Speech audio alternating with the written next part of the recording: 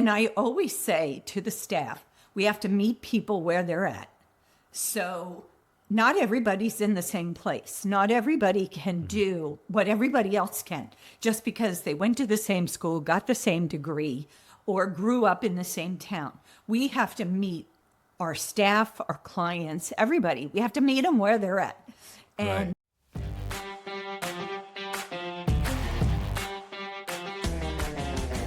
Welcome to Behind the Screens, conversations with background screening pros. I'm Les Rosen, your host, and I'm excited to have you here. On this podcast, we chat with the people who know the background screening world inside and out. Executives, industry experts, legal pros, and more. We dive into their personal stories and insights to give you a real look at what's happening behind the scenes.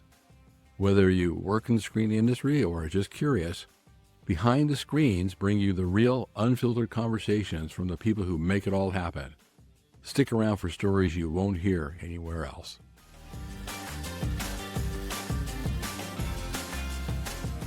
Ladies and gentlemen, welcome to another episode of Behind the Screens, a podcast of background screening pros, and I should add, sponsored by the Pre-Employment Screening Directory and our good friend Barry Nixon. And today, the program lives up to its name because we have a real pro with us today. In fact, a person who I would call an icon of the background screening industry, a lady who I was trying to remember when I first met her and realized I don't remember ever not knowing her. My conference buddy from the old days at ASIS, we worked together predating any PBS, PBSA. She is going to have lots of great information and a person that I'm sure you all know, and you're going to know better over the next course of the podcast. And it's a real pleasure to have on the program my good friend, my good longtime friend, Patti McGowan. Patti, welcome to the program. thank you so much, Les. You know, I'm happy to be here. Well, we're really happy to reconnect and have you on the program. Well, listen, let's start off with our icebreaker question. Where are you today? Where in the world is Patti McGowan talking to us from? Today I am in Alabama, Orange Beach. About 3 years ago, my husband and I bought a beach house out here. We used to have a condo out here 10, 15 years ago. And we decided this was where, when we eventually retire and just have that extra time, this is where we would want to be. So we spend a lot of time here. He rides bikes, so it's nice out here. The weather's great. And I go back and forth between here and Texas. 2 weeks here, 2 weeks there. 2 weeks here, 2 weeks there. That's fantastic. And are you near the coast, near the Gulf?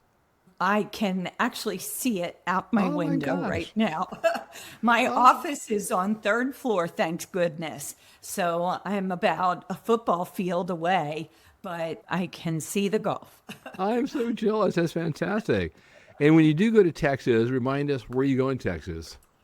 Burleson, Texas is where our office is and has been since, I think we moved there in 2011. Prior to that, we were in Whitney, Texas. That's where I started the company in 2002, down in Whitney. But it's in Burleson now, which is closer to Fort Worth. And it gave us the capability of hiring college students like we like to do and getting people in this industry. That's what it's all about, right? Well, let's go into it. What is we started into it, your company, SSBI, Select Personnel International. Tell us what you currently do, your current position, obviously. Currently, I'm mostly oversight, administrative, maybe sometimes the 10,000-foot fixer, because most of the staff who have been with me for so long, they know what to do. They've been there long enough. They know what they need to do. With the growth of my management team over the course of the last 26 years, we have a method to our madness. And so we have lots of manuals. We have lots of online instruction for all the new people that start. So it's mostly oversight, the admin, make sure the insurance is the insurance I want to have. Make sure the HR people and the people in accounting are taking care of the things the way I've set them up. So it works well. Well, one of the real amazing things about your firm, SBI, is the number of people you've had with you for so long, which is a real testament to you. I know Andrew Cashman's there. Who else do you have that's been there for a long time? Amanda Sosa, she's been with me since, 2000. Tony Clyott, she's been with me since, oh my goodness, 1996. She started with me. So since she was 15 years old. So she's been with me a long time. And Aubrey, he's been with me for almost 20 years. I just have a lot of people that have been with me between that 8-year and 15-year mark, but they're the ones that have been with me the longest. And they're great. They take care of our business. They definitely do. There's a loyalty there that goes both ways. Right. I think they're as loyal to me as I am to them. Well, I mean, that says something special about a business that has that type of longevity. So congratulations. That's fantastic. What was your career path? What was your journey from here to there? From wanting to start SBI to where we are today. Tell us a little bit about that. I think I started out being a mom with a young son, and I wanted to be home more. And so I wound up starting a typing service. I was working for a legal firm, a law firm in Baltimore, and I loved the job. I loved it. And I had an opportunity to start doing transcription where you listened on the little tapes. And I started doing transcription because I could type over 100 words a minute. And so I started doing transcription for an insurance company. And then I started doing it for the University of Baltimore Law School. And then I started doing it for the students at the University of Baltimore Law School. And it just wound up that I had about 21 people doing transcription for me. And so the people that I worked for would pay me 4 cents a line, 4 cents. And I would pay my people 2 cents a line. And the work just kept growing. And I eventually couldn't do it just on my little old typewriter. So I went to the IBM store on Pratt Street in Baltimore. And I told them I needed to buy an IBM Selectric III because that was what I had at the law firm.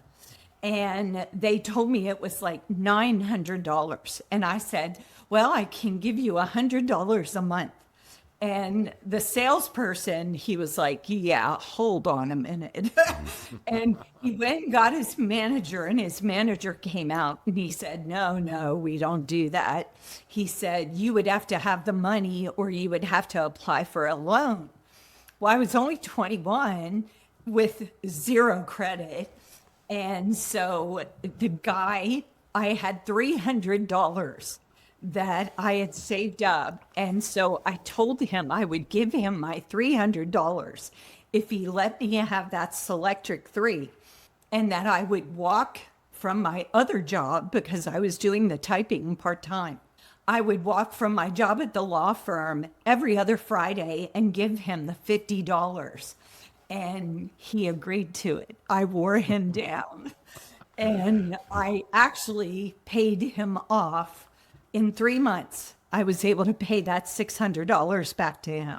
Oh, that's a great story. And for those of you that don't appreciate, there was a time when IBM Selectric was the height of technology. Yes, it was. I love that backspace where it would take out your one mistake of a letter. that was just a revelation. Before that, people don't believe it, but man, if you messed up a page, I mean, unless you used whiteout or some correcto, it was quite the thing. The IBM Selectric was awe-inspiring at the time, and now it's like. And I was typing with 5 pieces of carbon paper. Everything I had to do, because they needed 5 copies, so you did not want to make mistakes. Yeah, that was before copying machines were even popular. Yes.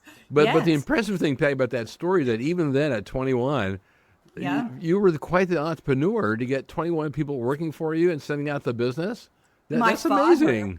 my father and my mother, I would finish typing. I would get home from my full-time job at 6 o'clock from Baltimore. I would start typing at 9 o'clock after I had time to take care of our son.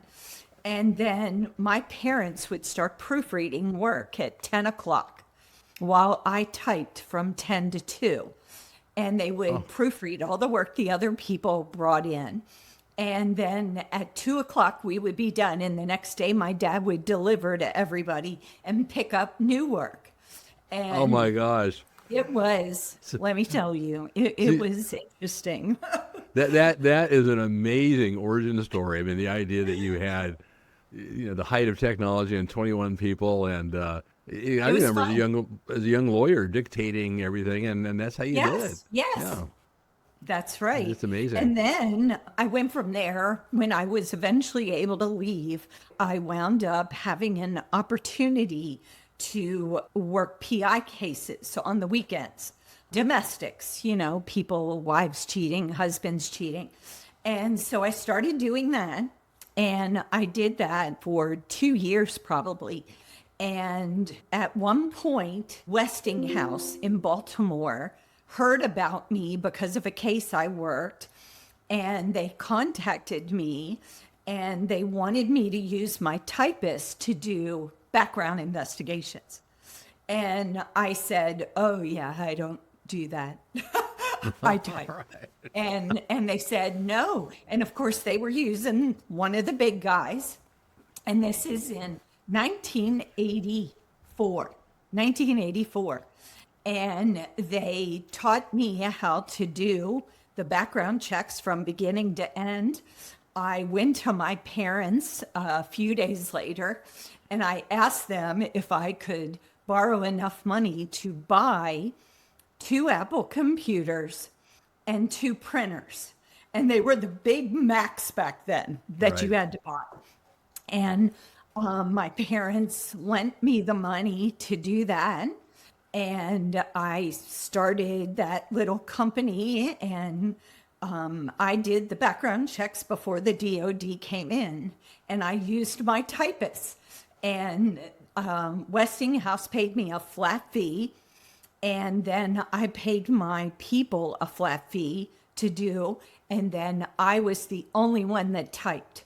And then eventually I hired more people. And we worked out of the basement of Rick's in my house for probably 2 years before we were able to get an office. Well, you And, mentioned Rick, so let's bring him into the conversation.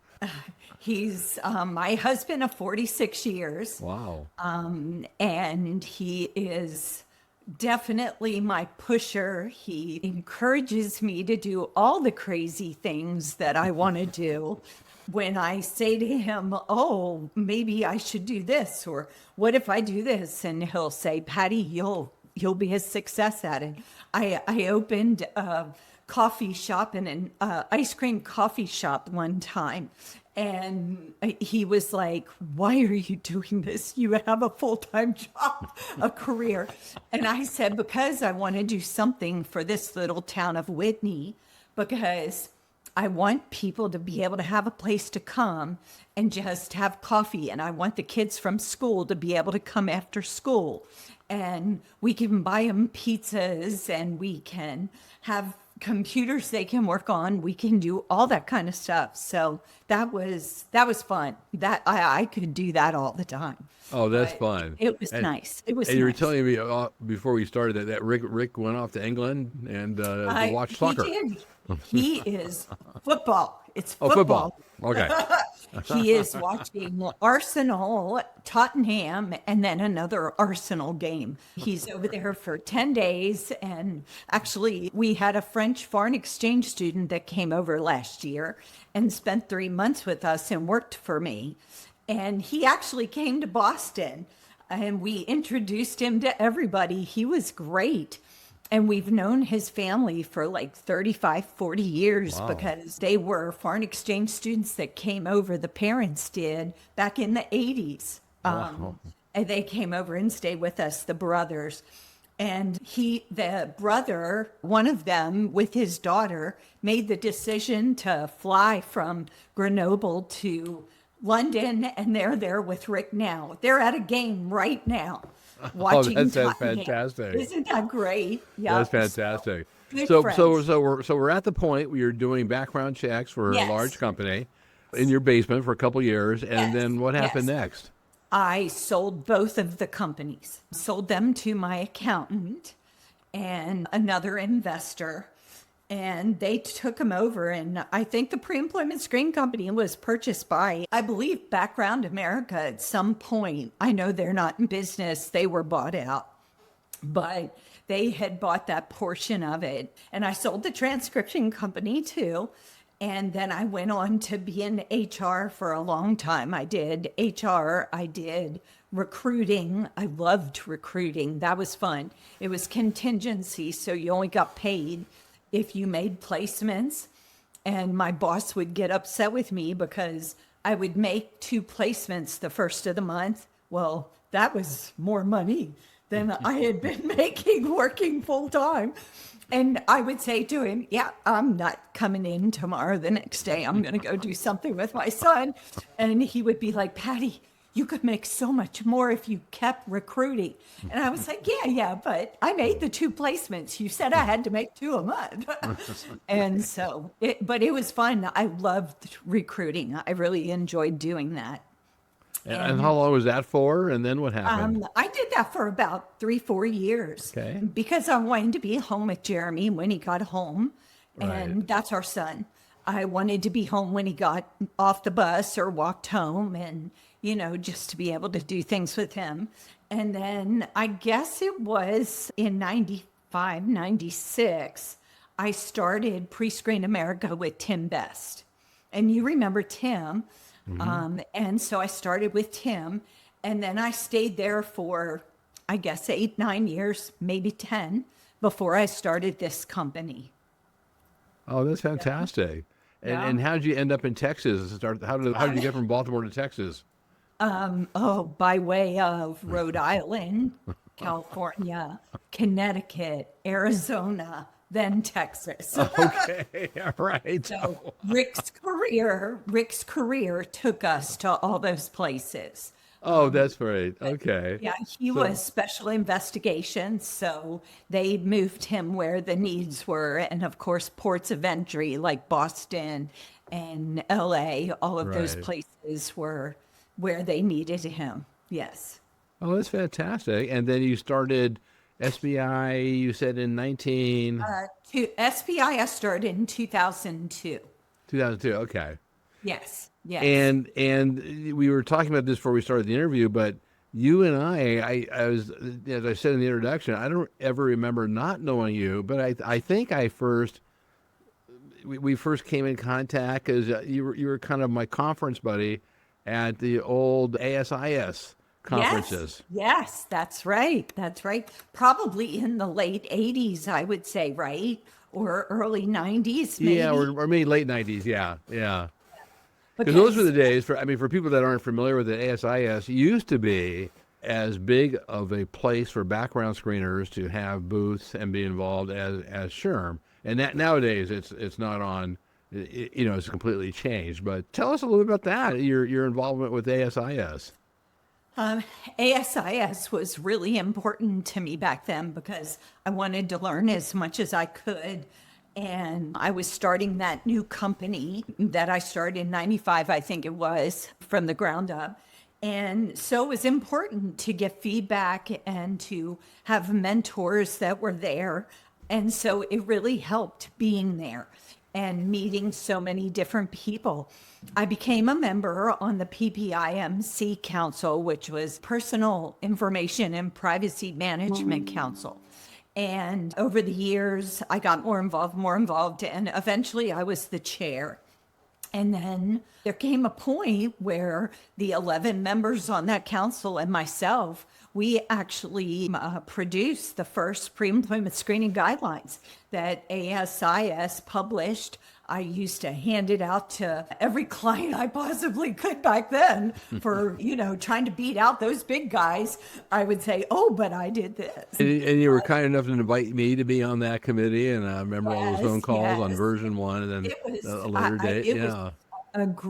a great committee. I really enjoyed being on that. And we knew there needed to be an organization. We knew that ASIS was not going to be the answer.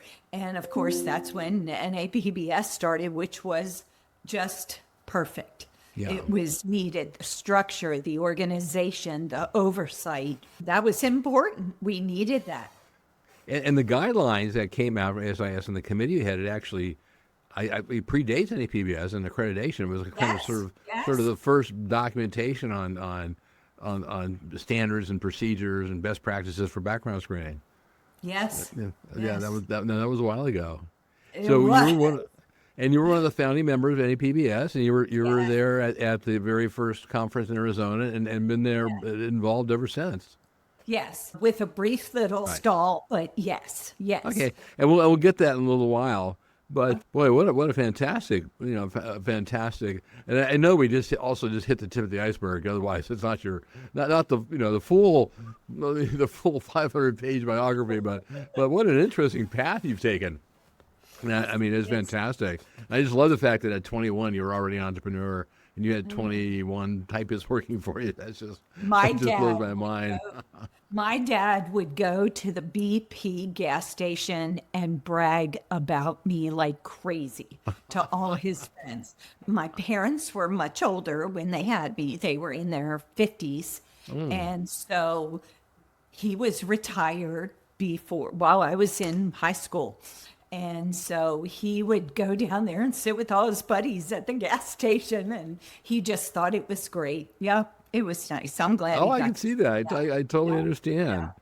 So let's go back in time a little bit. Why don't you tell us or share with us some of the mentors or early influencers in your career, or some of the people you may want to give a shout out to that helped you along? That is such an easy question for me, because I would have to say it all started with you, Les, without a doubt. I would read your book and just, gosh, how can I remember what he's saying about this? Barry Nixon, I so enjoyed every conversation I would have with Barry Nixon. Steve Brownstein, he always was so open about everything.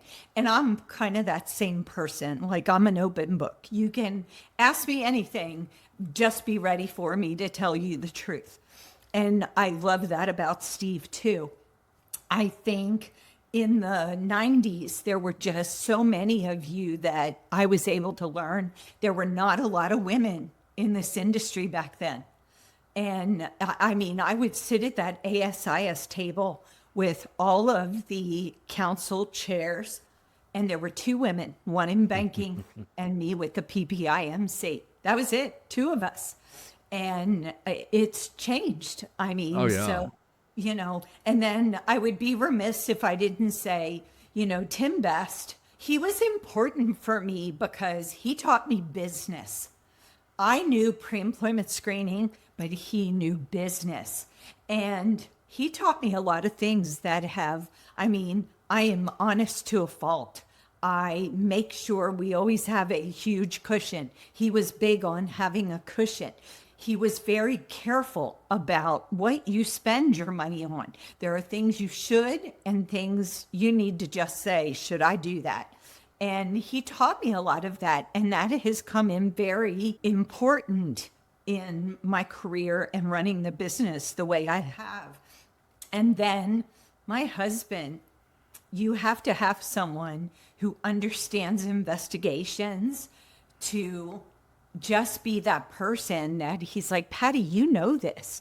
I'm not going to tell you this long story, but I actually met him because my professor at college said, I want you to meet someone. And I was like, oh, is he old?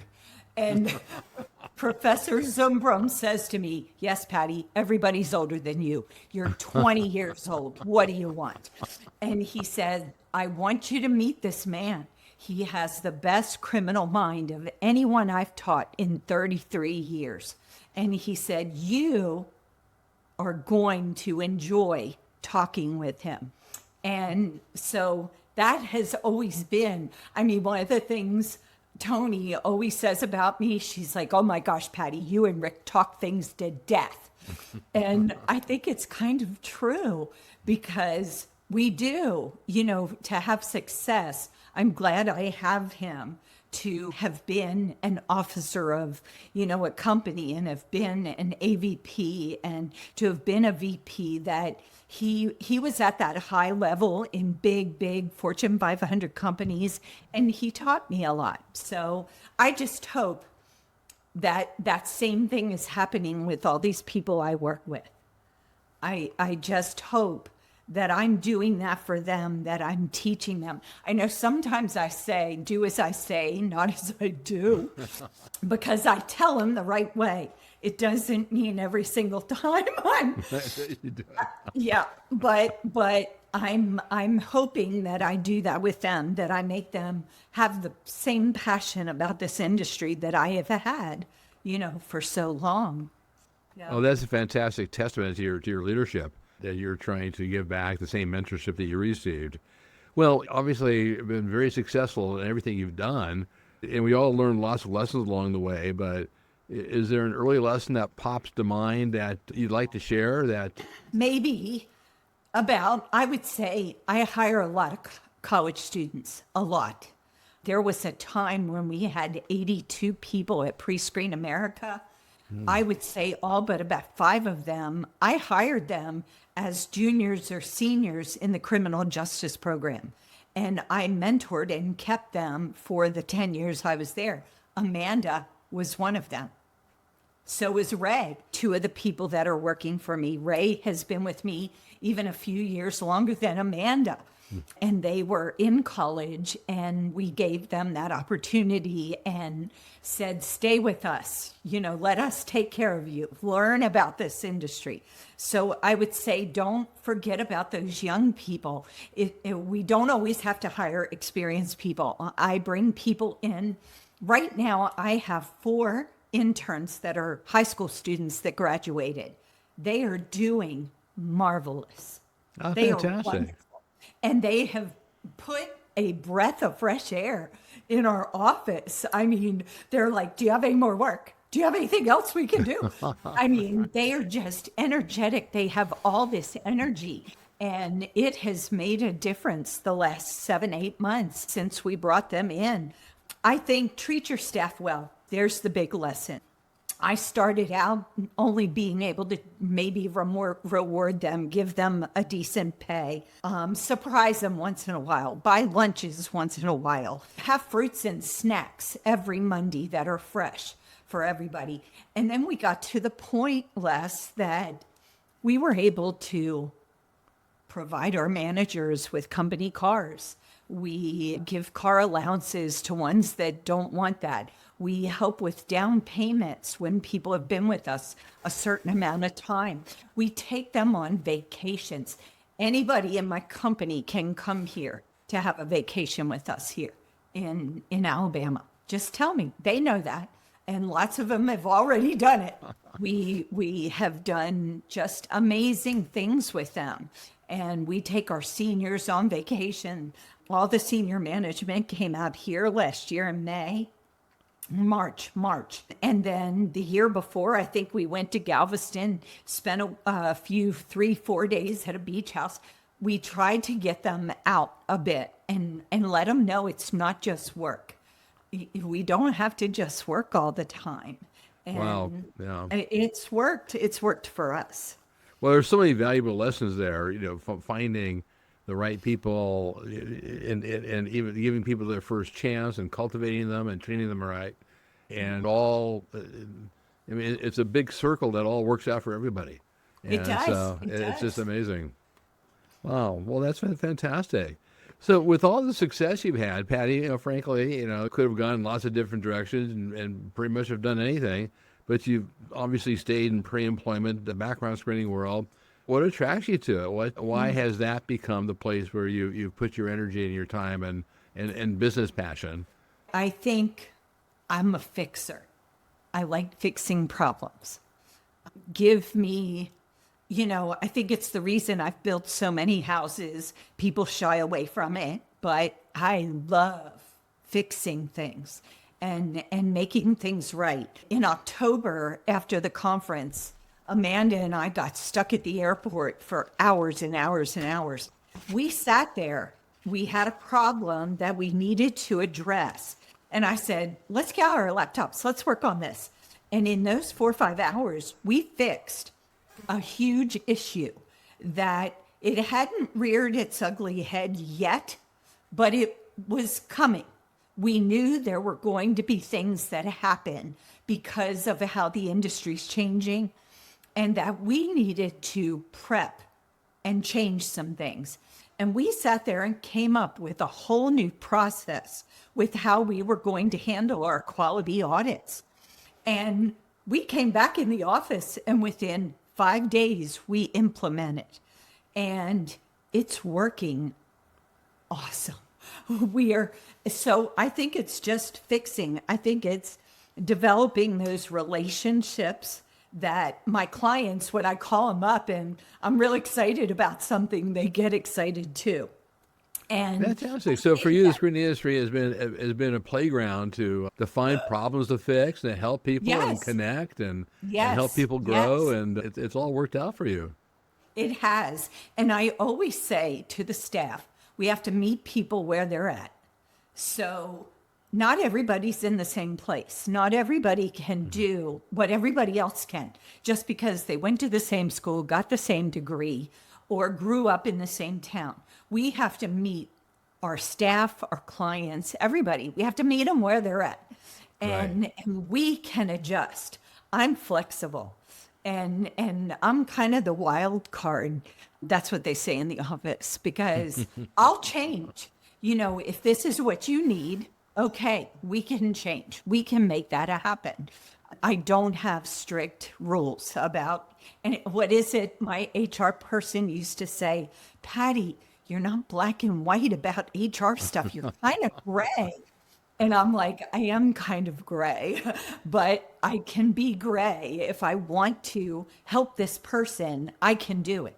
I'm not going to have, where you say, oh, but the policy says, well, yeah, but I wrote the policy. So, right.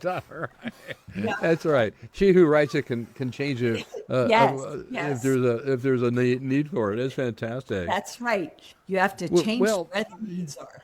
I mean, this has just been a remarkably fun discussion, and it's only the tip of the iceberg. But in all the things you talked about, and in all the things you've done, is there a proud moment or accomplishment or achievement that, I'm sure there's lots of them, but that sort of stands out as something that really brings a smile to your face when you think of it? I think that the loyalty that my staff have and how long they've been with me, and the fact that without them, I would not have come back to work after we lost our son. If they would not have shown up day after day on my doorstep, if they would not have taken care of everything they could, knowing I couldn't talk to clients, I couldn't talk to researchers. It was awful. It was awful. And I feel bad about that time because I was not a good business person. I had the best bank in the whole world that took care of us. They made sure we were okay. And there were times Tony or Aubrey would call and I would just say, do what you have to do. I mean, just do what you have to do. Because I just didn't have the space to do what needed to be done. And then you wind up with people that worked for me years before out of college. They show up at the office and they say, we took 2 weeks off and we're getting your business back going. You have one of my son's best friends who says, Patti, I'm going to make sales calls for you while I'm in college. I'm going to Pepperdine. I have time. Let me make some sales calls for you. You have all these people who are trying to help you and get you back. And I'm grateful for that. I've definitely told them multiple times they will never have to worry about me not being there for them.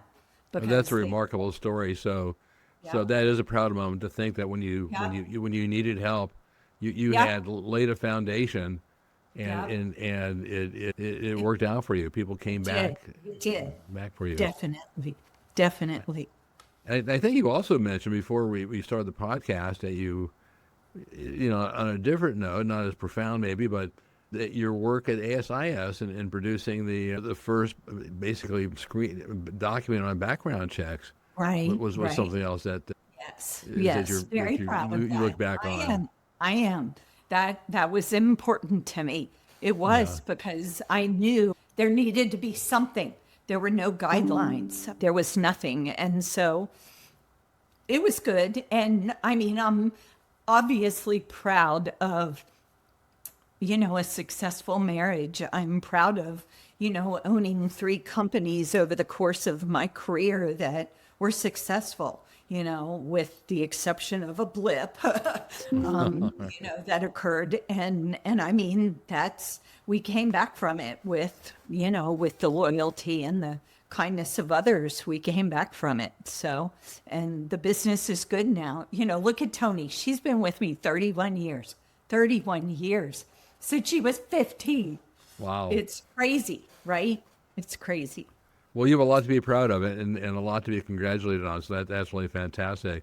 I mean, I remember the SIS committee. I may have mentioned that. I mean, just the number of calls we were Yeah. on and drafting and redrafting Yes. and spending time on is this the right word? Is this exactly written right? And all the nuances. And it was, you led a team that I think it was a Herculean effort, and it was really quite quite a big deal. And it was the very first thing ever written about it. And I mean, before I wrote my book, I think it was the first thing out I there think it where was there was, around that time. It yeah, was around then. Yes, yeah, it was. exactly. I still have your book on my bookshelf in the office. All right. I do. I do. I do. Oh, well, that's very I kind of still you. have the big red BRB book too, though. I There's still have. all of Mike's BRB books, exactly. Yes, yes. Mike Sankey, oh my gosh, just, the book, thank you for the book and for such a contribution. Yeah, He exactly. was, Well, he was, we're doing a show. I'll pitch that along with her about Mike sometime later this year. So that'll be, good. I think, something that people I hope will enjoy. Well, Yes. so we talked about PBSA a little bit. You've been involved. You were there at the beginning, and there was times like everybody you took time off and came back and whatever. But you were there at the very beginning. How's PBSA influenced your career? I think without that structure, without the relationships, I truly don't know that I would have come back, Wes, because the thing I miss most in those 4 or 5 years of not being there was not being there, was not learning, not going to the sessions, not seeing people like Jason Morris or Kevin Bachman, not seeing you, not seeing Steve. I missed all that. I missed it. Kim Curry, I mean, a friend forever. It was just difficult because this was in a business I've always been so passionate about. Everybody was moving on without me. But you jumped back in. You're back. Thanks to Andrew, I'm going to give Andrew all the accolades for that. When I came back in Denver, when I walked into Denver, he was one of the first people I saw. I think it was Denver, and oh my gosh, I just broke.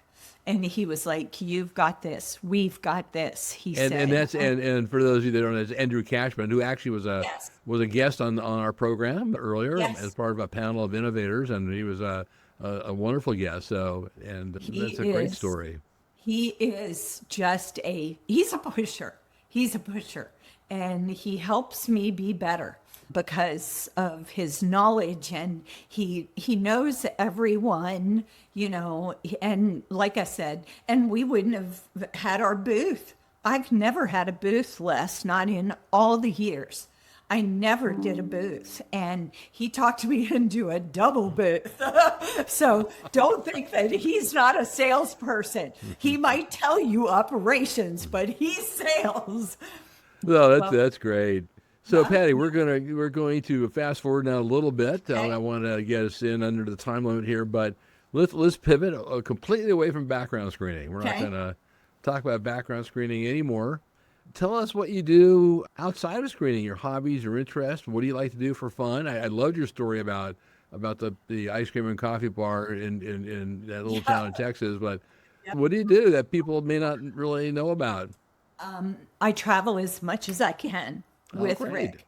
We have lots of friends that have either moved to different countries or, like I told you, the foreign exchange students I know from 40 years ago, Felix and Antoine, we go to visit them in Paris at least once a year, sometimes twice, and they'll come over here. We ride bikes. My husband's an avid bike rider, and I love riding bikes with him. Here in Alabama, we have 28 miles of beautiful nature trails right behind us that we can jump on the trail and ride. And we enjoy that. And then before that, boating.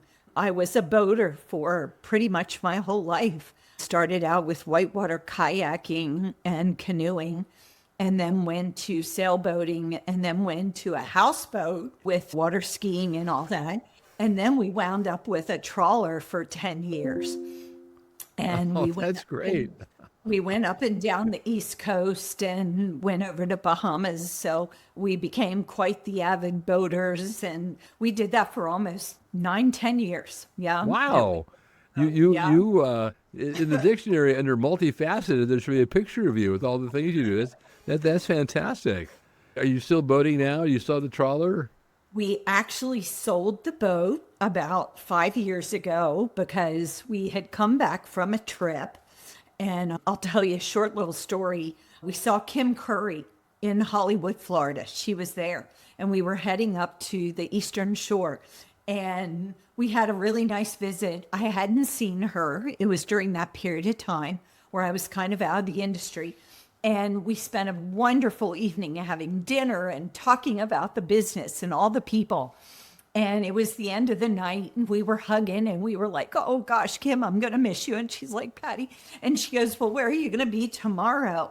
And I said, oh, I think we're going to be up around Deerfield Beach. And she goes, that's like 20 miles. She said, I'll drive up there and I'll come see you. So she drove up the next day, and I said, well, we only go 7 miles an hour, so we don't go far, and we like to see different things. And so she came up and saw us the next night. But no, we made a mistake when we were coming back from the Bahamas, and we knew it meant it was time. It was time. It's kind of like driving a car. You have to know when it's time. Yeah, right. Okay, yeah. It was time for us to stop with the boating. So Okay. yeah. But you got 28 miles of presumably flat bicycle trails. We do. And grandkids, I love being with the grandkids. I do anything to be with them and just How have many fun. grandkids? Congratulations. Yeah. How many? How many grandkids? 3, 4, 5, 6. Oh, wow, fantastic. Yeah. So you're basically Christmas shopping all year. Yes. And I love it. I love it. It's my favorite thing to do. Yes. Oh, that's I wonderful. I love That's it. fun. Yeah. Well, as we come down the final stretch here, let me ask you, what would be, and then we ask everyone the same question, a fun fact about Patti McGowan that people wouldn't know or suspect, and once they hear about it, they may tease you unmercifully at conferences, so you have to be prepared for that. But what is something unsuspecting about you that's been hidden? Let's see, Rick will be 80 next year. So 10 years ago, when he was 70, he got this idea for us to go bobsledding in St. Moritz. That they Wow. were offering to tourists that you could go on the Olympics bobsled run. Wow. So we thought Les, it was the tourist run. So after going down the mountain in, what was it, 70 seconds at 4 and 5 Gs, slamming everywhere, wound up with a severe concussion, bruises all over my body. Yeah, yep. That's something people would never believe that Rick and I did. And we did it separate. His run went much better than mine. My guys were trying to beat a record. And so they didn't take me on the tourist run. So you Yeah. did the Olympic run at St. Moritz I on the did. bobsled run. I did. I Oh my did. God. 70 seconds. Yep, of sheer terror. All right. That is, well, I Yeah. would say that is amazing. I got a diploma though, saying that I did it and that we beat a record. Yep. I don't think that I care, but yep. Yeah. And they're still doing it. For those of you out there that want to do it, they're still doing it. For those of you that are willing to risk life and limb, That's right. and God knows what. Yeah. Oh, Betty, that's fantastic. Well, that is a fun fact I never would have guessed. All right. No. Didn't even know that was possible. And Yes. and sometimes my favorite old saying is "better you than me." So, all right. Yeah. It was fun. I'm not unhappy I did it. It was definitely, we didn't think it was going to be that. That's the way they sold it to you. But it was that. But let me guess, you're not going to do it again. Nope, never. No. And I would not recommend anybody but younger people do it because it's definitely, it was a lot. Wow. Well, let's move on from that to a couple of final questions here. Given everything that you described and all your experiences and your adventures and all the things you've done, what would be your advice to, and you've given advice to a lot of people in the industry, but to people that you haven't talked to, what would be your advice to someone who's entering the profession or starting off, or maybe they've been in it for a few years but they're not at the management team level yet? What would be your gem that you would want to share with them? I would say do things the right way. Find a place you're happy. When we hire people, we give them time to find where they belong. They may not like searches. They may not like hits. They may love QA.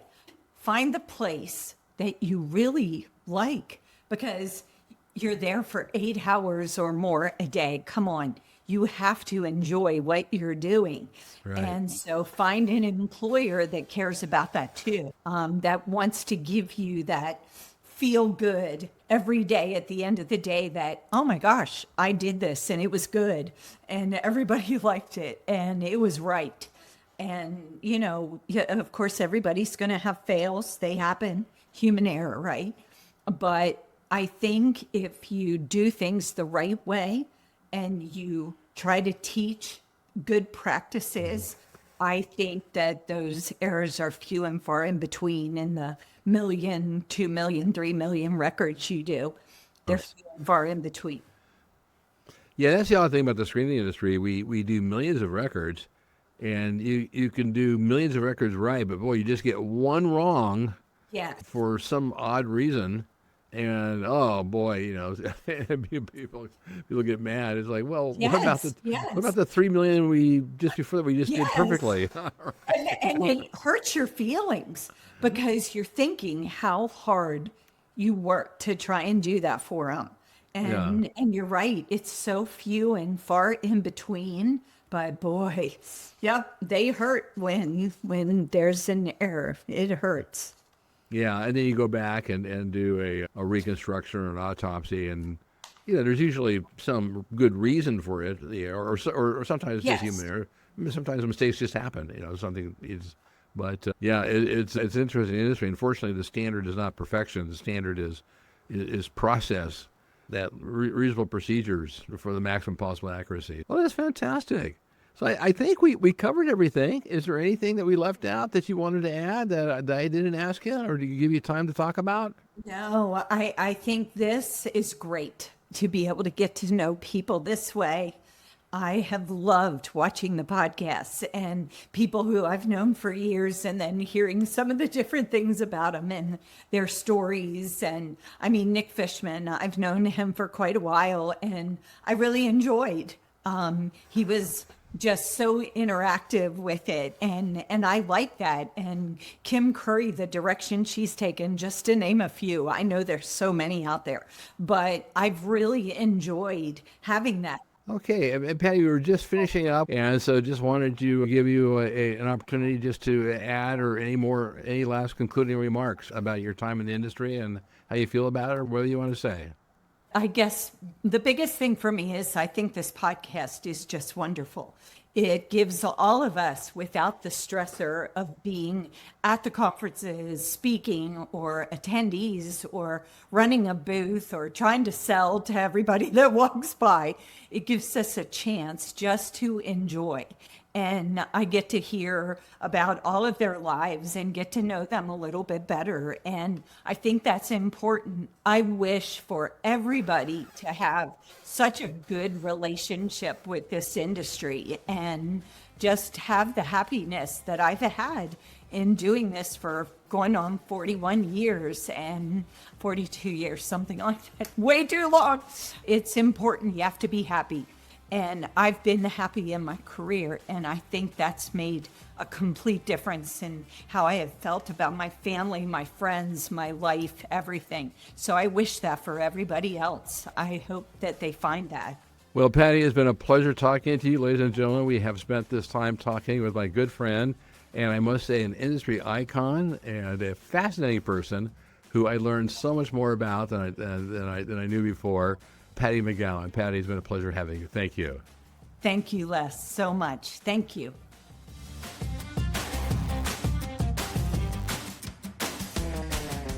All right, that was yet another wonderful conversation with a background screening pro. If you enjoyed today's episode, don't forget to hit subscribe so you never miss an update. And hey, if you got a moment, we'd love for you to leave us a review. It really helps get the word out.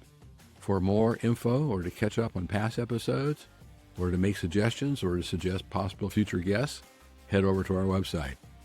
Once again, this is your host, Les Rosen, and it's been a pleasure to bring you another episode. See you on the next episode. Thanks.